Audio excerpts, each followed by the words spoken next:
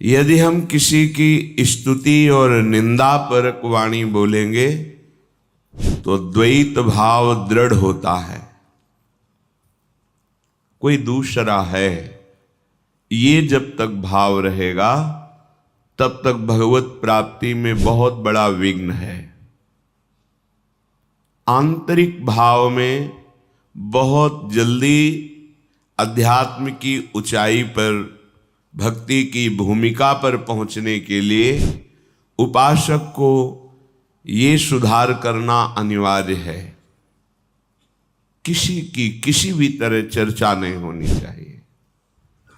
अगर हो तो भगवत भाव को पुष्ट करने वाली हो। हम अधिक समय और अधिक भजन व्यर्थ कर देते हैं वाणी के अपराध के द्वारा, जिसे हम महत्व नहीं देते। शारीरिक अपराध तो बहुत ही अज्ञानता की बात है, पर अधिकतर अपराध वाणी से बनते हैं।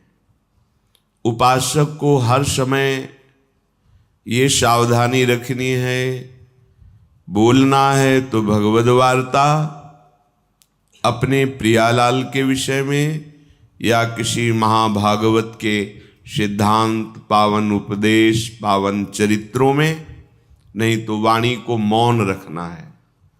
प्राय हम देखते हैं ये वाणी बड़ी मलिन वृत्ति प्रकट करने वाली, बहुत ही प्रापंचिक प्रवृत्ति से युक्त कर देने वाली चेष्टा करती है।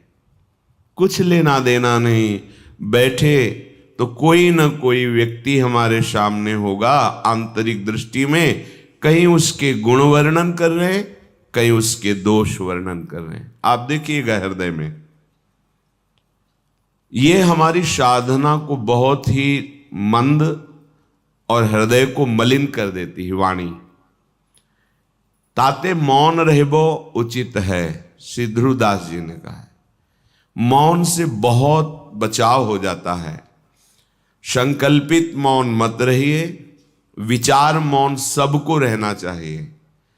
अनावश्यक भाषण बोलना अपराध ही मानो। देखना, जब आपकी वाणी खुले अर्थात वाणी की दशा में हो, तब आप अपनी वाणी को सावधानी पूर्वक निरीक्षण कीजिए, किसकी चर्चा कर रही है। यदि आप सावधान नहीं हैं तो किसी व्यक्ति की, किसी वस्तु की, किसी स्थान की या तो अनुकूलता जनित गुण चर्चा कर रही होगी या प्रतिकूलता जनित दोष चर्चा कर रही होगी, और इसी से हमारा जो साधन पथ है वो बहुत शिथिल मंद गति हो जाता है, हम जान नहीं पाते। और श्रीधाम वृंदावन में तो एक बहुत बड़ी सूक्ष्म बात है। हमें परिक्रमा करते हुए एक संत भगवान मिले थे, तो उन्होंने ऐसे स्वाभाविक कृपा करते हैं।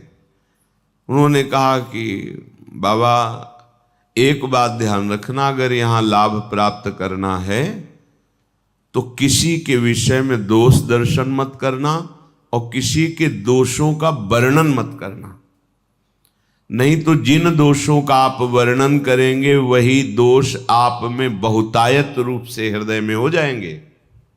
परिक्रमा में खड़े होकर उन्होंने कहा था। उस बात का अनुभव भी हुआ है। अगर हमने किसी के दोषों का वर्णन किया है तो बहुत हृदय जला है और ऐसा अनुभव हुआ है कि वो दोष हम में है।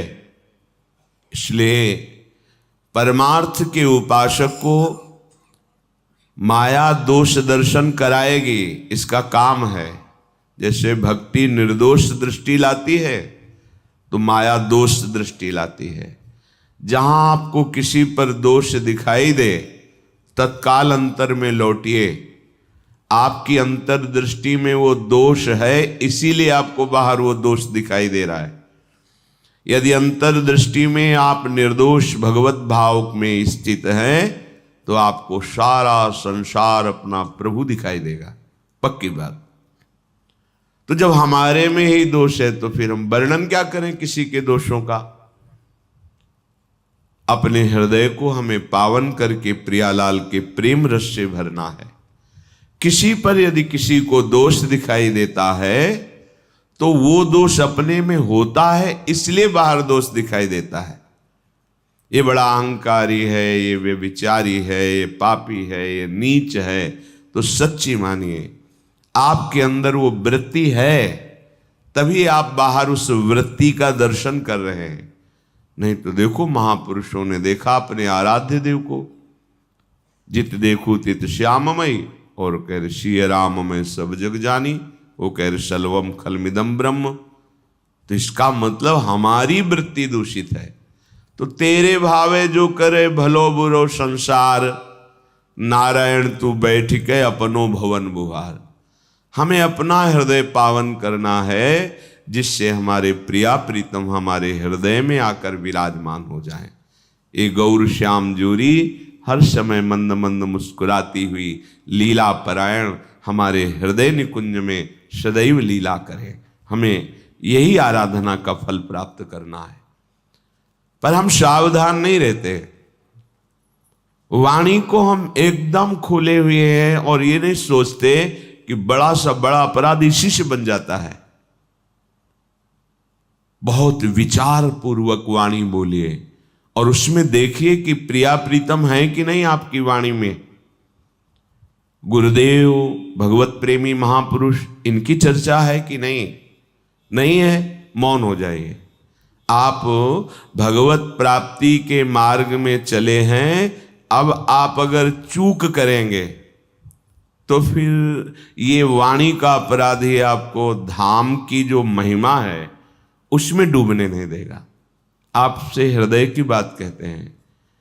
यहां साधन कम और लाभ बहुत ज्यादा मिलता है। धाम है ना, अगर कुछ भी साधन ना हो, केवल आपसे असाधन न बनने पावे, तो स्वयं आध्यात्मिक उन्नति आपकी यहां वास करने मात्र से होने लगेगी। आप में दिव्यता आने लगेगी, क्योंकि आप धामवासी हैं। आपके मन की मलिनता, चंचलता, विषय प्रियता, ये सब धाम की कृपा नष्ट करने लगेगी। पर धाम में रहते 20 वर्ष हो जाते हैं और हमारी आध्यात्मिक उन्नति नहीं होती, भगवत प्रेम प्रकाशित नहीं होता। उसका कारण है असाधन। जहां वाणी से असाधन हुआ कि वो क्रिया में परिणित हो जाएगा।